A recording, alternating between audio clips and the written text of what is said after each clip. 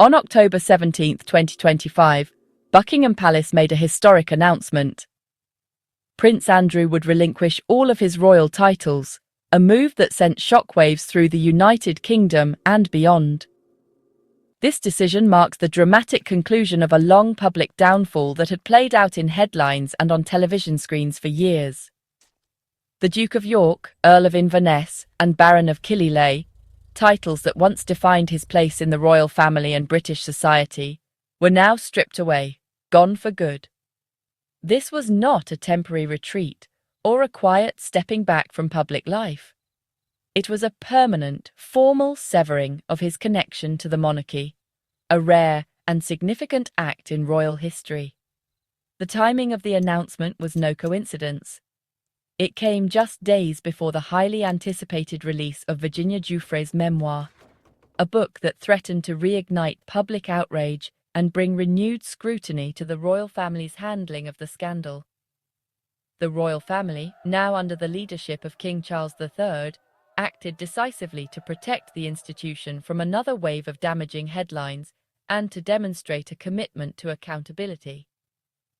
In his official statement, Prince Andrew acknowledged that his ongoing situation had become a distraction for the family and the nation. He agreed to step back even further from public life, though he continued to maintain his innocence regarding the allegations. This act was the culmination of years of controversy, legal battles, and public scrutiny, stripping him of the very identity and privileges that had shaped his life since birth. For many in the public, it was seen as long overdue accountability. For the monarchy, it was a necessary act of self-preservation, a way to draw a clear line between the institution and the actions of one of its own. The era of the Duke of York ended abruptly, closing a troubling and painful chapter in royal history, and leaving a legacy that will be debated for years to come. With this decisive action, the monarchy drew a line in the sand, signaling a new era of zero tolerance for scandal and a renewed focus on restoring public trust. Prince Andrew was once a central figure in the royal family, born in 1960 as the Queen's second son. From the very beginning, his life was shaped by the traditions and expectations of royalty, growing up in the public eye alongside his siblings. As a young prince, he was often seen at his mother's side during official events, learning the protocols and responsibilities that came with his unique position. For a time, he was second in line to the throne, a heartbeat away from the highest role in the monarchy. This proximity to power brought both privilege and intense scrutiny, as every aspect of his upbringing was watched by the world. He later served as a Royal Navy helicopter pilot during the Falklands War, earning public admiration for his bravery and commitment. His military service was a defining chapter, cementing his reputation as a dedicated royal. Upon his marriage to Sarah Ferguson, he was granted the title Duke of York, and their union was celebrated across the globe. Andrew and Sarah quickly became global celebrities, representing a modern, more relatable face of royalty. Their appearances drew crowds and media attention, and for a while, they seemed to embody a new era for the monarchy. After his naval career, Andrew transitioned into international trade roles, acting as a representative for British interests abroad. He mingled with the global elite, forging connections with influential business leaders and attending high-profile summits around the world. Yet, even before scandal would engulf him, his lavish lifestyle and choice of associates began to raise eyebrows. His presence at exclusive parties and friendships with controversial figures hinted at a disregard for the careful image expected of a royal, and whispers of impropriety began to circulate. Despite mounting controversies, Andrew remained a counsellor of state and patron of numerous charities. His identity was deeply tied to his royal roles, and he continued to perform official duties, striving to maintain his place within the royal fold. The removal of his titles is not just a loss of prestige, but the dismantling of a life built around royal duty and public service. It represents a profound personal and professional upheaval, as the world he once knew slips away. For Prince Andrew, it marks the end of his public existence as a working royal, and the closing of a chapter that once seemed destined for greatness. Prince Andrew's downfall began with his friendship with Jeffrey Epstein, a convicted sex offender. Their association continued even after Epstein's conviction, raising serious questions about Andrew's judgment. Allegations from Virginia Giuffre, supported by a now infamous photograph, placed Andrew at the center of Epstein's sex trafficking scandal. The prince's attempts to dismiss the claims only fueled public outrage. Epstein's death intensified scrutiny, and new evidence kept the scandal alive. The friendship became a permanent stain on the crown, one denial could not erase. In 2021, Virginia Giuffre filed a civil lawsuit against Prince Andrew in New York, accusing him of sexual assault.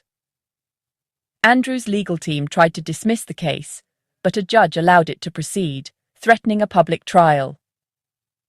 Andrew denied all allegations, offering implausible alibis that were widely ridiculed.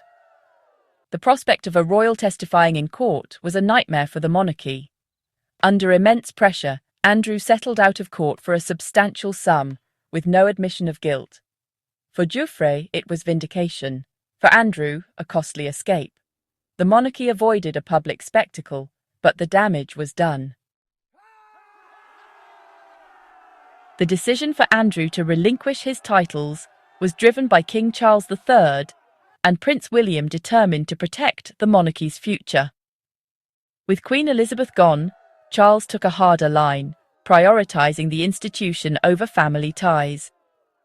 Andrew was reportedly given an ultimatum: step down willingly or be stripped of titles. Presenting it as a mutual agreement preserved a sense of unity, but the message was clear. Charles's approach marked a shift from his mother's, acting swiftly to address scandal. The move set a precedent. No one is above the crown's survival. The monarchy signaled a new era of accountability. Stripped of his titles, Andrew remains a prince by birth, a reminder of his royal lineage that cannot be taken away. Yet the privileges and responsibilities that once defined his public life have vanished almost overnight. He is still in the line of succession, but is now excluded from all official royal events, his absence a silent but powerful statement from the monarchy. Andrew continues to reside at the Royal Lodge in Windsor, a sprawling estate that has been his home for years, shielded from the public eye, but never far from public scrutiny. This privilege, however, has drawn significant public criticism, with many questioning why he retained such luxuries despite his fall from grace. His life is now one of private comfort, surrounded by opulence but marked by isolation, as he navigates a world that has largely turned its back on him. Public disgrace has replaced royal duty. He is no longer a working royal, no longer seen at ceremonies or state occasions. Yet he is not entirely cast out. He remains on the periphery, a figure both present and absent, his story lingering in the background. All references to his former titles are being systematically erased from official records, as if to rewrite history and distance the institution from his controversies.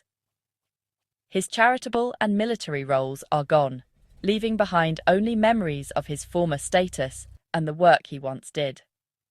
Now his public persona has been reduced to a historical footnote, a cautionary tale within the royal narrative. Andrew lives in a state of internal exile, present but invisible, his world shrinking to the confines of his estate and the memories of a life once lived in the spotlight. The royal family has completed his erasure from public life, moving forward without him as if he were never there. His existence is now a gilded cage, comfort without purpose, privilege without the power or respect it once commanded. The fallout extends to Andrew's family. Sarah Ferguson, once Duchess of York, loses her title and formal royal connection, now known simply as Sarah Ferguson. His daughters, Princess Beatrice and Princess Eugenie, retain their titles but face public scrutiny and emotional strain.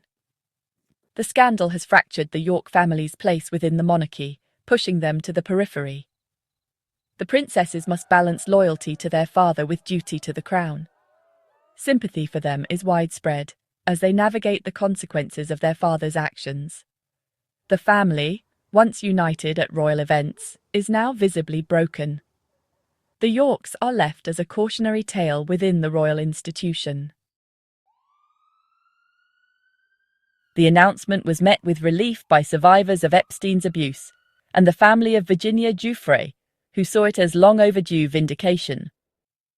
Many praised King Charles for decisive action, viewing it as a commitment to accountability. Royal commentators agreed the move was necessary for the monarchy's survival. Critics, however, argued it didn't go far enough. Andrew remains a prince and lives in luxury. Some saw the gesture as symbolic, not substantive. The debate highlights the tension between public image and real consequences. The monarchy's attempt at damage control is both praised and questioned. The saga remains a lightning rod for controversy. Stripping Andrew's titles is a strategic move to protect the monarchy's future in an era of intense scrutiny. King Charles has set a precedent. Personal conduct directly impacts the institution's health. The days of quietly managing royal scandals are over. The monarchy's survival now depends on transparency and accountability. The Andrew saga is a harsh lesson in the dangers of entitlement and poor judgment. The family hopes this painful chapter allows them to refocus on their public duties. The Crown's willingness to act decisively may be its best hope for enduring relevance.